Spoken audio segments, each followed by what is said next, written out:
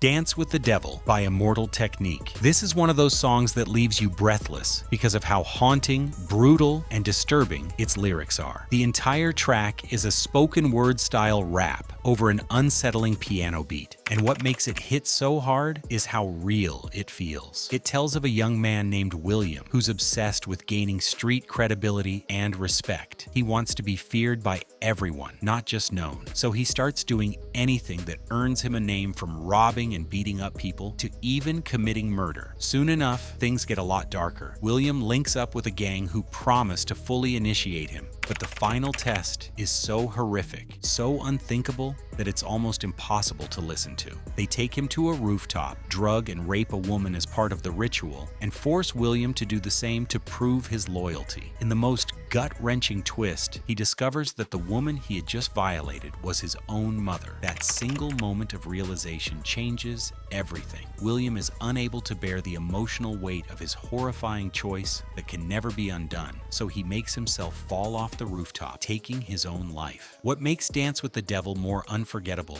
is that the storyline is not entertainment at all. Immortal Technique even says at the end that the story is based on a true life experience and that he was there to witness it, even though he didn't take part in the disturbing act. Throughout the entire track, his voice sounds cold and detached, which makes it even scarier, like he's retelling a memory that's haunted him for years. At the end of it, the song makes you think about how far someone can ruin their own life when all they want is validation in a world that offers none. Jonestown Tea by OTEP. Jonestown Tea is one of the most disturbing tracks in OTEP's discography, and it's very obvious why. It was inspired directly by the Jonestown Massacre of 1978, where over 900 people died in a mass suicide orchestrated by cult leader Jim Jones. OTEP Shamaya, the artist, uses her performance to get listeners into the headspace of a person so broken down by manipulation that their sense of self is almost gone. Her delivery shifts violently from whispering, growling, to screaming, as if multiple voices are competing for control inside one's collapsing mind. She referenced the phrase "drink the Kool-Aid" as a symbol of chosen self-destruction and a final act to end a life of mental suffering. OTEP Shamaya has always been known for merging spoken word, nu metal, and extreme emotional expression. But Jonestown Tea hits a nerve that most of her other work only edges toward. It addresses the psycho-spiritual horror of identity loss, using the Jonestown Massacre not as a metaphor for anyone who's ever been manipulated, abused, or spiritually broken. What makes Jonestown Tea even more unsettling is how it blurs the line between victim and enabler. For people who relate to the lyrics and theme of the song, they finally have the words to express the feeling that they don't know where their own thoughts end and the mental health decline begins. They're begging to be set free, questioning their worth, and constantly on the edge of sanity. But at the same time, they don't know if they even want to be saved. They basically feel trapped, just like the people in Jonestown were trapped in a nightmare that ended in over 900 deaths. 515 by Slipknot. This track simply sounds like a breakdown caught on tape. It opens with a raw, almost painful scream, and it doesn't let up for its entire brief run. There's no melody, no structure, and no form of calmness from start to end. The backstory makes it even more devastating. Sid Wilson, Slipknot's DJ, recorded those screams after finding out his grandfather had died. This is why the screams sound like someone trying to crawl out of their own skin. Then there's that repeated, haunting line: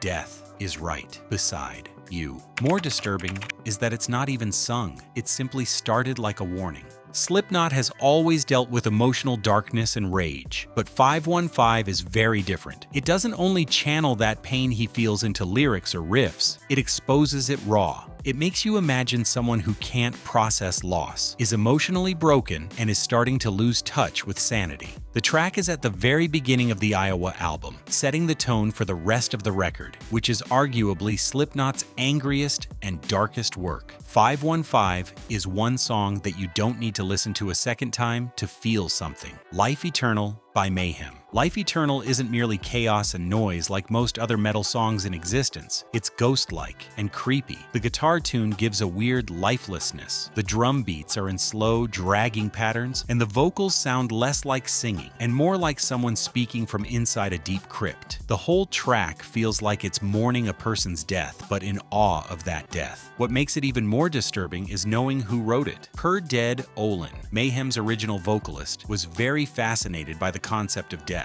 In fact, you could say he was obsessed with it. He buried his stage clothes before shows, so they'd smell like the grave, and he kept dead animals in bags to inhale their scent before performing. He went as far as ending his life in one of the most unforgettable forms of suicide in black metal history. He cut his own wrists and shot himself in the head. He left a note killing himself, and the note read, "Excuse all the blood." As what you could call tribute, an image of his cadaver was used as the cover for his unofficially released live album called The Dawn of the Black Hearts. The lyrics to Life Eternal were discovered in a notebook he left behind after his death. When people found out about this, every word in the track became much darker than it already sounded. When you add the rest of Mayhem's history, including murder, arson, and psychological warfare among bandmates, the song is harder to listen to. Strangely, Mayhem believes it's not trying to scare you. Instead, it's trying to make you understand what it feels like to believe there's nothing left. But the thought that Life Eternal isn't glorifying death, but making death sound like peace, is arguably the most disturbing part of it all. Dead Girl by Zilla Kami. In this track, Zilla Kami delivered his lines with a beat that sounds like something being dragged through broken glass. From the second it starts, there's no buildup. It just goes right into dark territory. Zilla Kami's voice as he raps is already on edge, like he's been screaming into walls for years, and now he's letting the world hear it. The beat is nasty and stripped down, kind of like a punk song with a lot of trap drums. You can imagine the typical street life while listening to the song, with all the bloodiest crime, drugs, growing up surrounded by death, and the moment you just stop pretending to care. The lyrics are blunt and violent as he talks about guns, death, and numbness without stopping to explain any of it. And that's what makes it hit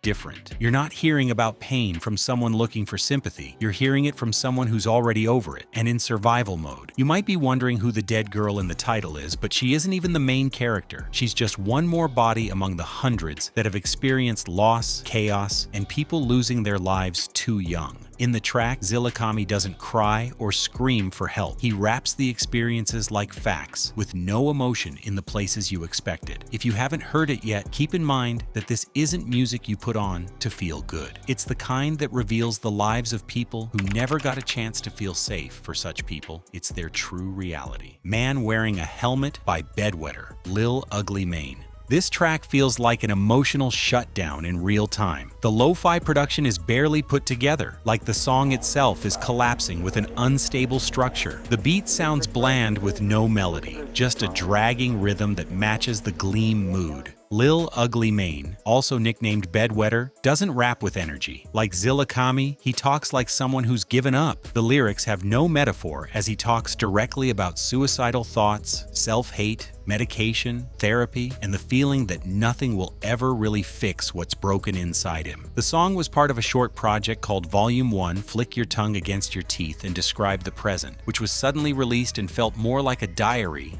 than an album. Lil Ugly Mane was already known for being unpredictable, jumping between horrorcore, Memphis rap, noise, and experimental sounds. But Bedwetter was very different. You can't categorize it in an aesthetic type, because the lyrics seem like journal entries documented during a depressive spiral, talking about the fear of being seen, the fear of existing, and the resentment that comes from being alive but feeling like you shouldn't be. It's a song made for people who can't cry anymore, so they only stare at the wall and wonder how they got this far down. The title has been interpreted to mean someone wearing a helmet not for protection, but because they're trying to keep the world out. It's one of the most direct portrayals of depression in underground hip-hop, and it still sounds as disturbing as when it was released. Solace by Earl Sweatshirt. This is one long, uninterrupted track that sounds like it was recorded at 3 a.m. in a dark room with the blinds closed. It has no hook or flashy production, just a looped,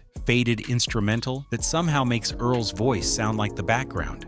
When you listen to it, it sounds like Earl is thinking out loud and whispering like he's afraid someone might actually be listening. The content of the song is just as strange. Earl talks about grief after the death of his grandmother, struggles with addiction, feeling like a failure, and wanting to disappear. At this point in his career, Earl had already shifted away from the Odd Future days. He wasn't the teenage rap prodigy anymore. He had grown into a young man dealing with loss, anxiety, and emotional isolation. In the track, he talks about hiding in his room for days, barely eating, losing himself in drugs, and feeling disconnected from everyone around him. Solace was actually never pushed as a major release. He uploaded it to YouTube quietly in 2015 with no promotion. The lack of full production seems intentional, like it's a reflection of how broken Earl feels everything is. It's hard to even call this a song in the traditional sense, as it's more like a quiet breakdown set to a loop. When it was released, it resonated with people who were going through a depressive episode and felt like the world kept spinning, but they're just stuck watching it through a window, not moving or feeling, not really present in existence. The End by The Doors.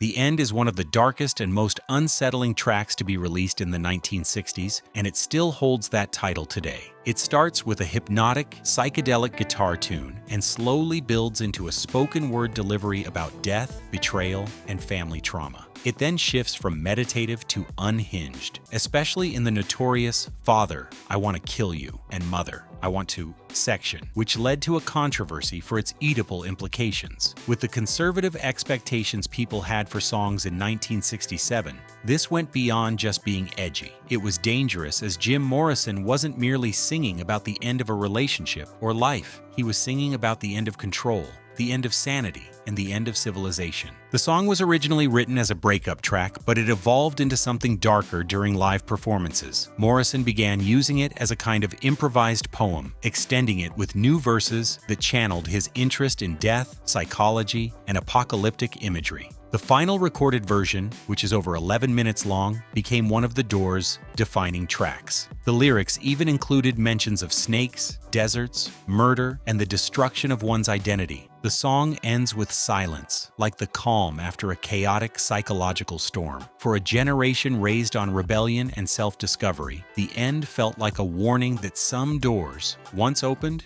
don't close again. One of My Turns by Pink Floyd. This track has a very deceptive start. It begins with a lonely, quiet melody and a bored voice that gives emotional detachment. Then, halfway through, the song immediately snaps. The calm changes to sudden distorted guitar tunes and violent yelling. Roger Waters' voice transforms into the full meltdown of a man losing control of his sanity. He screams about emotional numbness, disconnect, and the anger that boils underneath the surface of fame, loss, and isolation after years of repressing pain from childhood trauma, grief, and the psychological fallout from building walls around himself. When you pay close attention to it, the context of One of My Turns really matters. To understand the entire album, with each track, the character Pink gradually breaks down throughout the album. Then One of My Turns marks the moment he lashes out at the woman who tries to get close to him. There's no actual violence in the lyrics, but you can feel the threat in it. He yells about throwing things and breaking furniture, all while asking, "Would you like to watch TV?"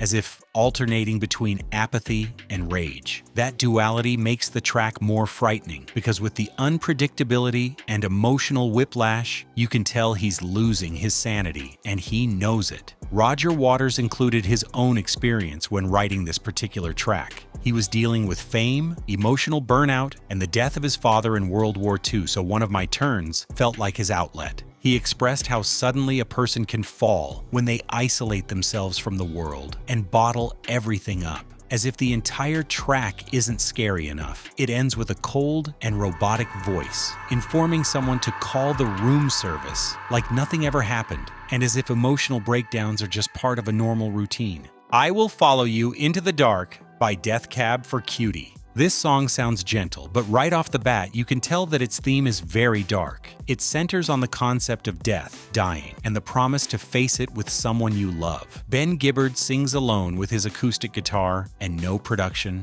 or effects. While the track feels intimate and sounds somewhat quiet, you can feel the loneliness underneath the calm. The opening lines talk about Catholic school, judgment, and the fear of being abandoned in the afterlife. It also talks about the exact moment someone you love love dies, and you're left wondering what comes next or whether you'll ever see them again. In the song, Gibbard promises to follow his love interest into the dark, wherever that may be. And while that sounds symbolic, it is actually literal, and he means he'll go with her even if it's to death. The song quickly became one of Death Cab's most iconic tracks, mostly because it talks about the fear almost everyone has, death, and the even greater fear of facing it alone. It says what most people are too afraid to admit out loud, that when the lights go out, all we really want is someone to sit beside us, no matter what comes next. Gibbard wrote the track during a period when he was thinking about mortality and his romantic relationships, so the lyrics are from the depths of his heart and what he really feels about love and death. I hope you enjoyed watching this video. Which of these tracks have you listened to?